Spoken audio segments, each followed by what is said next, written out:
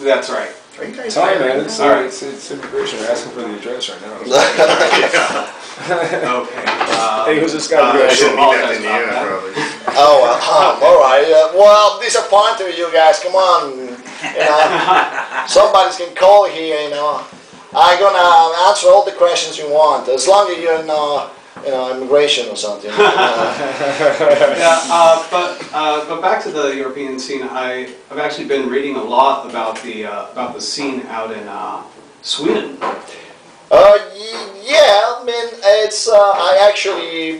I know a couple of people believe it or not, man. Yeah, I used to know a lot of people out in Sweden back when I was in England. Right. Because all the bands came down to England, London and Brighton as a play, and very good players, generally speaking, and they really push really hard to the limits to be original, authentic. Right. That's another thing that in Europe goes, and in Sweden goes a lot. They want that sound to replicate the sound that was in the 50s, kind of, you know. Right. Basically, right. That raw. That raw sound, exactly. You know, and that's why they're using a lot. The Europeans are most of the Europeans bands, and so Swedish bands, as far as I know, they all use vintage. They're desperate to use vintage equipment, you know. Right. So you have to have the tube amp, you have to have the old vintage 1958 Gibson, you name it, you know. And they really spend a lot of money for it, and yeah, they're a great band in Sweden, man. Yeah. And even as far as the hot rods go, I've noticed that they've imported a lot of the old.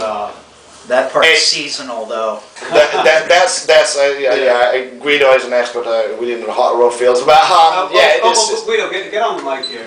Well, I know just from the seasons out there in Sweden that they can't bring the cars out all year round like we can here in California. Now, was that your hot rod that you guys arrived in? Yeah, my lead sled.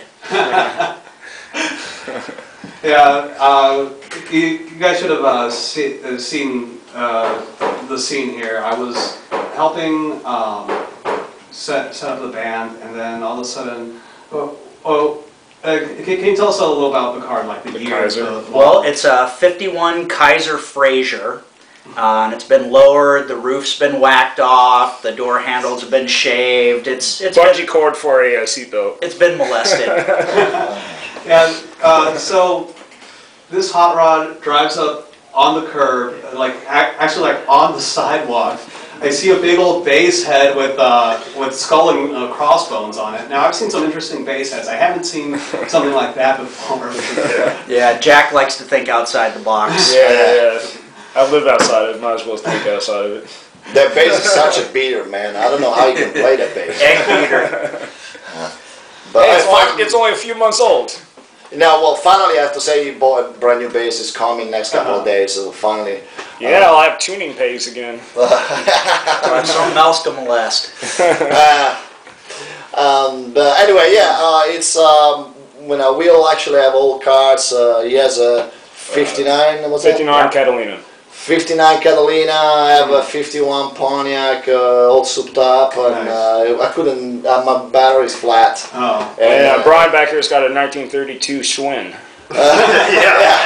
It's really That's a fast. hot one too. It's lowered. It's got salt flats on it. Gets speeding tickets all the time.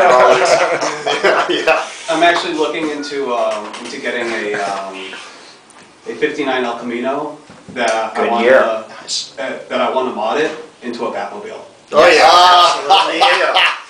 I want to see that. You gotta call me when you finish that, man. I want to see that. But yeah, going back, I want to say that we are a mission-based band. Right. Via Italy. Yeah, via Venezuela and everywhere. And it's like we rehearse in the mission, we play in the mission, we live in the mission, of course. Yeah. And it's Have coffee in the mission. we have coffee in the mission. We have radio stations, and we play the radio in the mission. Well, it's interesting, and I've been living here for many years now. I mean, just about many. And it's I like the fact that it's very multicultural. And, you know, just like and there's actually some people like rockabilly. Believe it or not. Yeah. I wish more. Now, speaking of which, how do you see the rockabilly scene going here in the United States? Like in the future, you know? Well, speaking on behalf of all the rockabilly bands, again, I hope better. But it's always been up and down, Right. Very up and down. A few years, you know, there's lots of bands, lots of moving around, and there's a couple of years, then it goes down, it gets very obscure, goes very underground. Right. Although it's always been pretty much underground. Yeah. And it's coming up a little bit now. You know, it's kind of music that surely not everybody.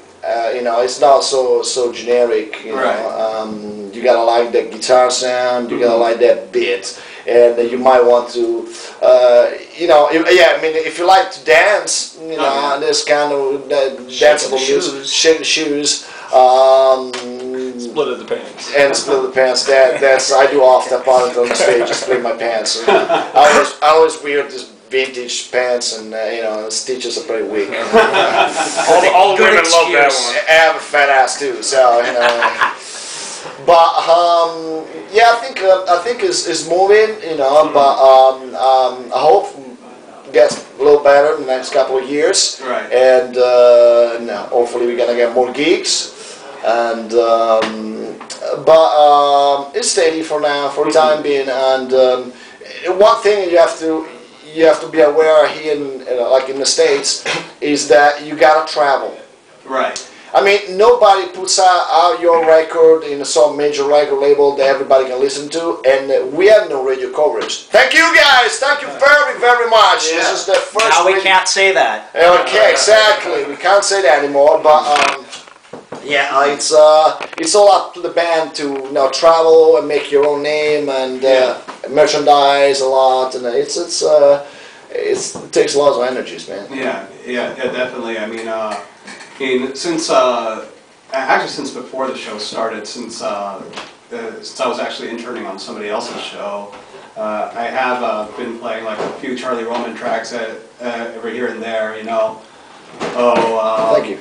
And you know, basically my goal here is to expand upon spread, exactly. Spread voice, and you know, it's great, man. Actually, thank you very much again that you're doing that, because no, as far as I know, nobody else is doing it. And radios, I don't know, I'm going too far here. Hopefully, I'm not going to get sued. But what I'm saying here, radios in general is they only play, as you probably know way better than me, out there, you know, unless you rich and famous, they're not going to play you unless you have a very playlist. Oh yeah, whatever. Yeah, it's Right. given to them a playlist from probably record companies or something. They get the little check at the end of the month or something. I don't know how exactly it was, but I'm telling you what, not many people's playing rockabilly and blues. Yeah. I honestly don't know how these top 40 DJs can go on the air, play what they play, and not kill themselves at the end of their shift. Need to keep independent radio alive. Yeah, I mean it's unbelievable, you know. And I don't listen to radio, but not because you know I know what they're playing. I mean, you know, and it's like the once in a while turn on the radio on. Rarely, very rarely. Oh, this is a nice song, you know, it's a blues song or whatever. No, really, we are the alternative band. We are the alternative sound. I mean, rockabilly is the very underground alternative sound, and all these bands sometimes this new pop bands coming out, great bands. I don't want to say anything. Probably top musicians and everything, but hey. You know, again, not a pop band, and it's average sound. With a cute girl playing, keyboards or whatever, you know. And that's how it goes. And it's like, well, we are different. You know, and one thing that I would like to say, I mean, is a lot of